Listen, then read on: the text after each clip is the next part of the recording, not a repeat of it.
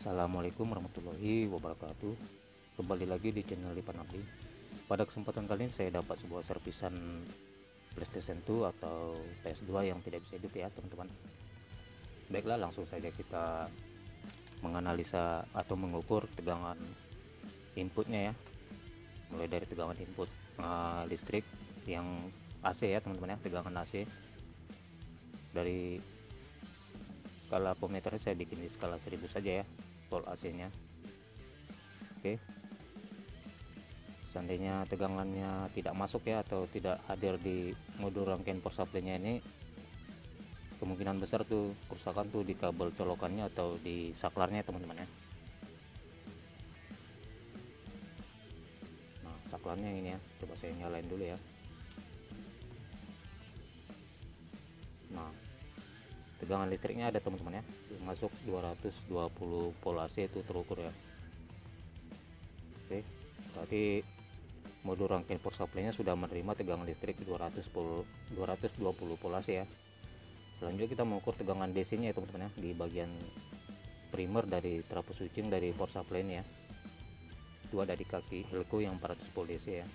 Nah, itu ada ya 300 volt DC ya, terukur normal sih. Oke, kita sekarang berada di bagian keluarannya ya, 12 volt DC. Tidak ada tegangan sama sekali teman-teman ya. Ini 12 volt DC ini di bagian sekunder dari trafo switching ya teman-teman ya, dari rangkaian modul power supply nya teman-teman. Baiklah, kita akan eksekusi dulu modul rangkaiannya ini ya. Oh ya, sebelum kita mengeksekusinya, kita harus mengosongkan sisa tegangan yang ada di elko yang 400 volt DC nya teman-teman ya. Soalnya itu elko itu masih menyimpan tegangan listrik 300 volt DC ya teman-teman. Jadi saya mengosongkan dengan cara menghubung singkatkan dengan solder saya ini ya teman-teman ya. Kira-kira beberapa detik saja sudah bisa lah ya teman-teman ya, agar tegangannya benar-benar kembali kosong ya, supaya saya aman ya saat memegang modulnya nanti. Oke, baiklah.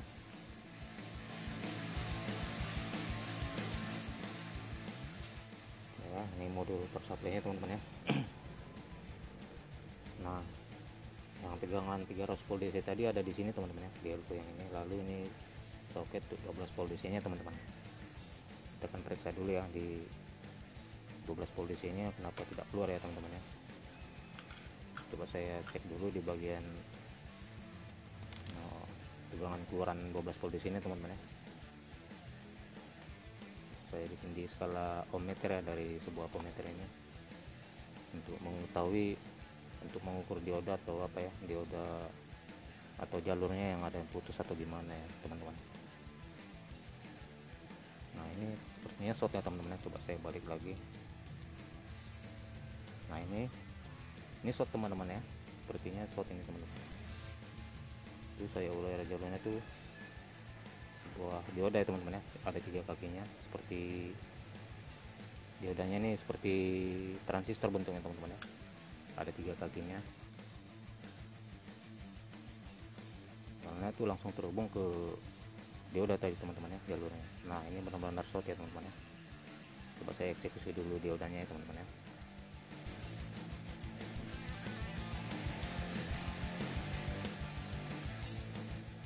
Nah, ini diodanya teman-teman ya. Nah, bentuknya mirip transistor ya teman-teman ya. Nah, coba saya zoom dulu bentar ya teman-teman ya gambarnya. Nah, ini ada simbol dioda ya, ada 2 buah dioda di situ, yang dimana kaki katodanya itu ada berada di tengah, dan pinggir-pinggirnya ini kaki anodanya ya teman-teman ya. Berarti ada 2 buah dioda dalam 1/4 ini ya, atau 2 in 1 namanya ya teman-teman ya. Coba saya cek dulu ya, ini diodanya, katodanya disatukan di kaki tengahnya teman-teman ya. Lalu anodanya di pinggir kiri dan pinggir kanan ya, atau kaki 1 dan 3 nya itu anoda ya. Coba saya mulai dari kaki satunya dulu teman-teman ya. Apakah diodanya short atau gimana ya, atau putus.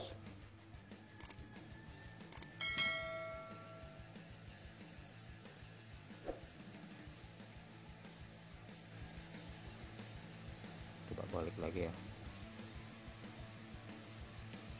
Oh, ini sepertinya masih bagus teman-teman ya, dioda yang anodanya di kaki 1 ya, atau di pinggir sebelah kiri, itu masih bagus ya diodanya. Coba saya cek dioda yang berikutnya yang di kaki 3, anodanya di kaki 3, lalu katodanya di kaki 2 ya teman-teman. Oh, ini langsung short ya, saya ukur ya, coba dibalik lagi. Nah ini memang short teman-teman, berarti biang keroknya di anoda yang ini ya, kaki anoda yang di kaki 3 ini ya teman-teman ya. Berarti satu buah dioda yang ada di sini itu rusak ya teman-teman ya. Coba saya gunakan lagi teman-teman ya dioda yang ini dengan cara begini ya teman-teman. Saya lipat saja kaki 3-nya ke atas, atau dipotong pun bisa ya teman-teman ya, tapi sini saya coba saya lipat saja ke atas, lalu kita pasang ke modulnya lagi ya, ke rangkaiannya lagi. Jadi yang terpasang di situ hanya kaki 1 dan 2 saja ya teman-teman ya. Sebentar saya baut dulu ya teman-teman ya.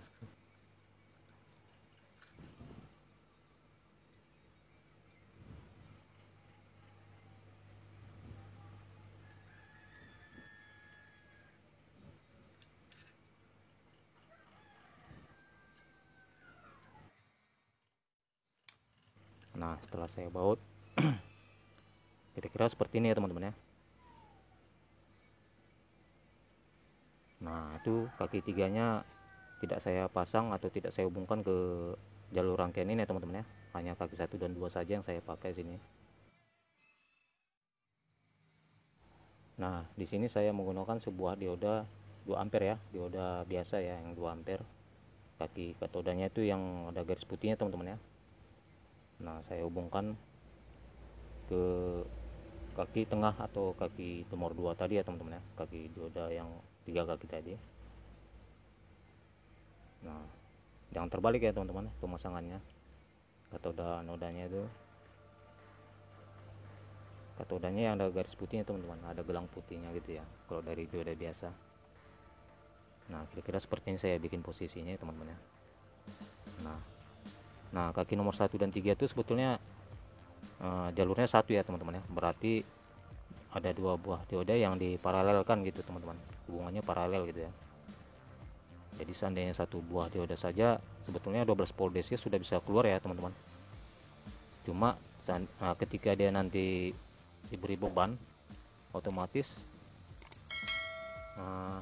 diodanya ini tidak tahan ya, atau overheat ya, atau panas yang berlebih ya, jadi sehingga menyebabkan diodanya bisa putus atau short ya teman-teman ya.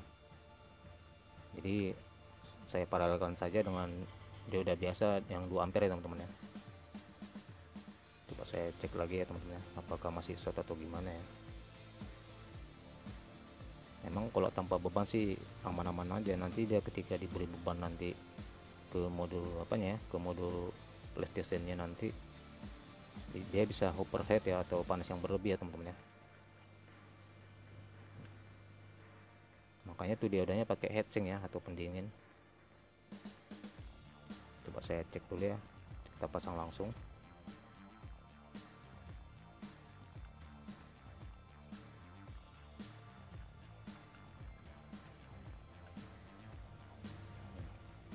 Ini harus dari ini ya, soket ini, soket apa ya, harus tegangan listrik ya, atau dari tegangan AC. Nah lalu nih soket yang 12 volt di sini saya tempelkan ke papan mesin dari apa ini ya, mesin dari PlayStation ini ya teman-teman. Coba saya ukur lagi kembali. Nah, kita mulai dari tegangan 300 volt DC dulu ya teman-teman ya. Nah seandainya tegangan 12 volt DC nanti belum ada, berarti masih ada kerusakan lain ya di seperempat yang lainnya, mungkin masih di seputaran rangkaian modul power supply-nya ini ya teman-teman ya. Tapi coba kita cek dulu ya teman-teman ya. Nah ini tegangan 300 volt DC nya oke, masih ada ya. Coba kita tes ke 12 volt DC nya atau tegangan keluarannya. Nah itu tegangan 12 volt DC nya sudah keluar ya teman-teman ya, berarti sudah bisa nyala nih apanya ya teman-teman, sudah bisa hidup apanya nih PlayStation-nya. Baiklah, sebelum sementara saya tutup begini dulu ya teman-teman ya, biar kita tes dulu biar aman sih saat memegangnya. Jadi kalau memang udah normal saat nyalanya, lalu ya nanti saya baut lagi kembali ya teman-teman ya. Coba saya nyalain dulu ya teman-teman ya.